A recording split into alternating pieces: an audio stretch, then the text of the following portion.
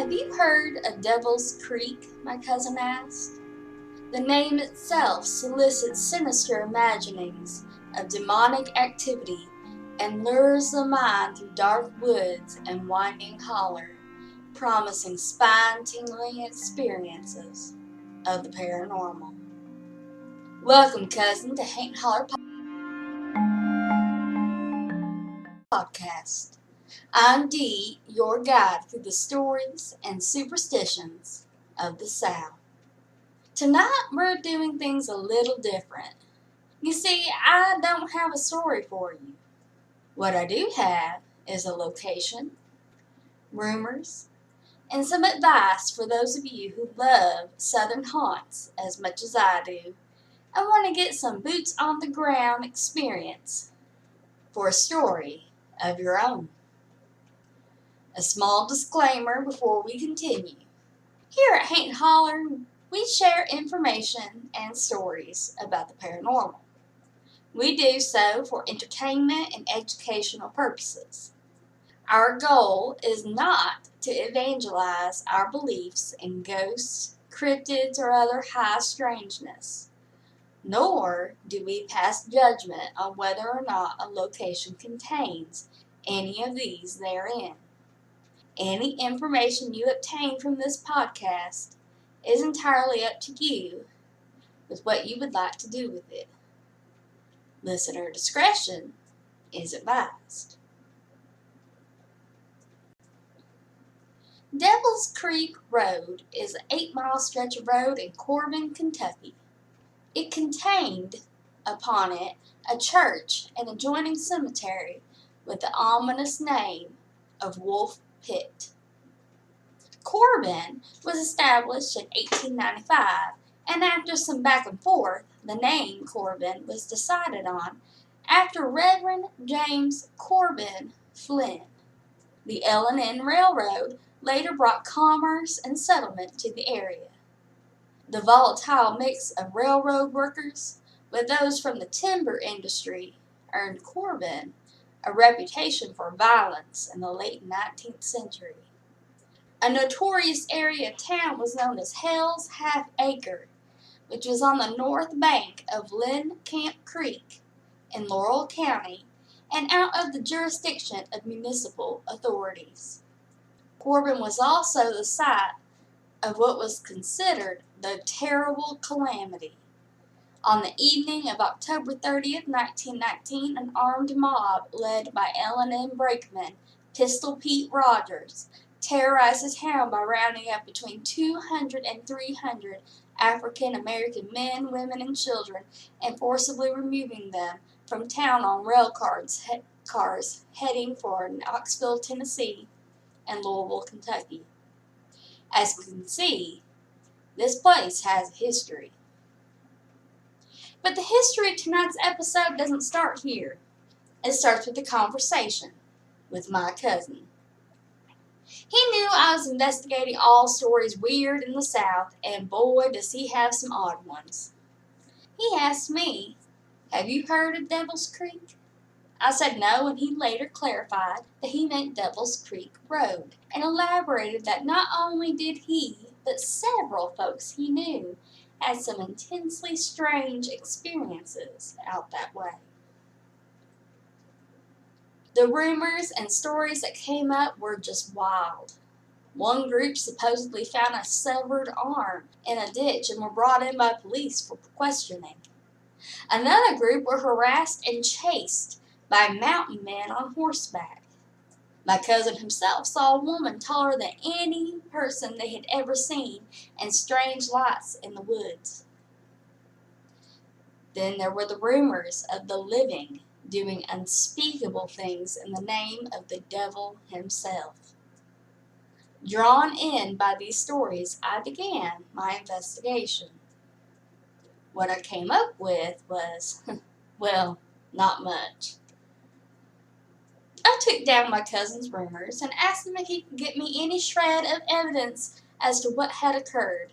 I also began digging into the paranormal community and seeing what they had to say about this location. Turns out a lot of folks had heard rumors, but nothing was holding up to scrutiny. Still, a few teams had the road on their list to investigate. I even found a video online of a group that headed out that way, trying to find something haunted or perhaps a cryptid to scare the bejeebers out of them. But that's where it ended. I do have some speculations, though, while we wait on somebody to come up with something to show for that location. Devil's Creek is an odd name for a road in the God-fearing country of Kentucky that sits like a buckle on the United States Bible Belt. While I couldn't figure out the name for this location, I did find an explanation for another Devil's Creek in the Midwest. The story was from the late 1800s, around the time when Corbin itself was founded.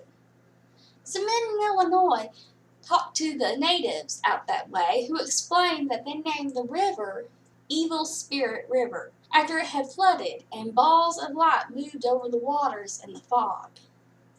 This was later explained that they were making sugar, and the water rose suddenly in a flood and carried their kettles of burning sugar downstream to the camp, terrifying the residents. Still, the name stuck and was anglicized to Devil's Creek. Whether or not this was the origins of the Kentucky Road, I of course cannot claim, but it is interesting to note how history and folk tales can braid together, and the naming of a place can create just as much of that folklore long after its history and the origins have vanished from knowing. The rumors about Corbin's Road seem to rely heavily on the name. In the mid-1900s, Wolf Pit Church and Cemetery made their home in Devil's Creek. According to local legend, it wasn't your typical church. The congregation didn't worship God, they said, that they were Satanists. And in the 80s, pentagrams and upside-down crosses began appearing in the area, and stories about everything from cultists to ghosts to a birdman were reported. Strange goings-on were recorded in the cemetery, and while there is now only a concrete slab where the church once stood, it doesn't seem to stop the symbols of darkness and events of high strangeness from appearing.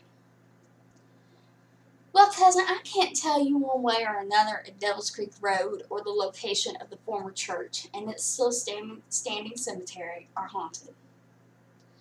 I will say that many of the residents of the area, including people who are descendant from the preacher and the attendees of Wolf Pit Church, said there is nothing strange about that holler. However, I do think there is a chance that no matter where you go, you are bound to run into something strange on this planet. As my friend Becca said, I've always found it strange that we assume that spirits wander the land of the living. We are outnumbered, lovelies. We who are living are actually wandering in the land of the dead, and they are prolific. What did occur to me while investigating this location were the actions and the behavior of the living. At the time of this recording, we had just entered fall, and October is just around the corner. The season of spooky dealings is at hand, and folks are just itching to get out there and touch the darkness, hoping maybe the darkness will touch them back. I'm by no means judging this desire. Hell, it's what I do. However, there is a way to go about your interest and investigation of the paranormal. First and foremost is respect. Sadly, I don't see a hell of a lot of respect when it comes to folks investigating Devil's Creek Road. In 2016, a lot of rumors drew an irreverent group who knocked over 20 to 30 headstones in Wolf Pit Cemetery, damaging many and requiring families of those interred to come up with funds to have equipment brought in to set them right. In response to the vandalism, one of those family members pointed out part of the cemetery is very old, and some headstones date back to the 1800s, where a community once stood. He says the vandals didn't just deface stones, they damaged pieces of history. Taking it back to the rumors of the 1980s, those symbols of the devil found at Wolf Pit Church were likely similar vandalism of would-be edgy teenagers and young adults who should have found better ways of spending their time in the holler. If you decide to go to a location that is rumored to be haunted, please consider the following. 1. Do not go alone. As my cousin once said, ghosts don't scare me, but people do. The living cause a lot more danger than the roaming dead have ever been credited for. 2. Do not trespass. Not only is it illegal, but you might find yourself becoming a ghost when faced with the barrel of a Southern citizen's shotgun. Also, there are many locations that are not safe to be in for practical reasons, such as being condemned and damaged. 3. Prepare beforehand. Have everything you need, including bug spray, a jacket, and other mundane needs. Make sure electronics are charged and that you have batteries.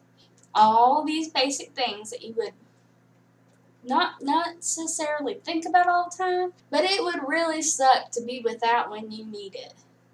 Also, prepare with information. Do your research before going to a place. This will help you out when trying to figure out what it is there that you're trying to experience firsthand. Plus, it would suck to investigate one location, only find out the haunting is at a different location under the same name, but in a town 100 miles away. Might all sound boring when compared to the idea of running out and talking to a ghost, but it's a work that pays off. 4. Whether or not you believe in the afterlife, the dead and their descendants deserve respect. If you are going out to interact with a ghost, consider not disturbing their resting place. Don't vandalize the location. It is illegal, and immature results aren't near as creepy as you think they are. 5. Leave the location as you found it. Respect doesn't just stop at humans or the spirits of humans. Don't trash any place that you investigate. If you bring it in, take it out with you. 6. Don't investigate while intoxicated.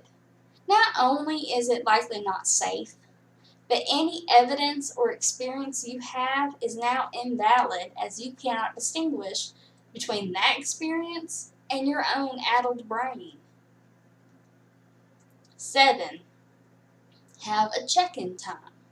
There are many locations that, despite the reach of technology, they don't necessarily have cell service.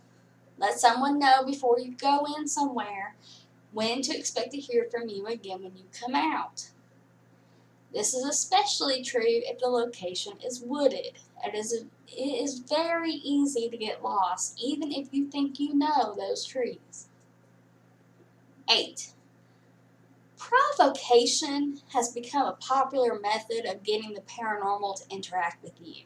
For those of you who don't know what that means, provocation, it became popular after a certain TV show showed a guy supposedly talking to demons instead of just your average ghost, calling it names, daring it to affect him.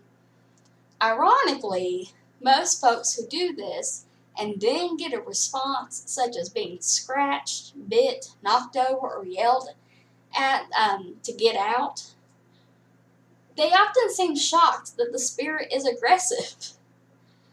As another cousin of mine says often, play stupid games, win stupid prizes.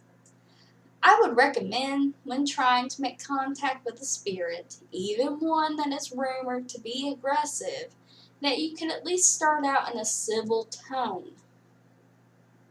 There have been instances where aggressive spirits turn out to be merely scared or trying to protect their space, just as any living person might be when faced with the unknown. There are a lot of theories about ghosts, and one popular one is that ghosts don't see the area like you do. They see it like they did when they died. As far as they're concerned, you are invading their space. So maybe consider treating them as you would somebody whose home you are stepping into. Consider treating others, including the extreme other, such as ghosts, with the same care as you would like to be treated. Well, cousin, thank you for listening to this week's episode of Haint and Holler Podcast.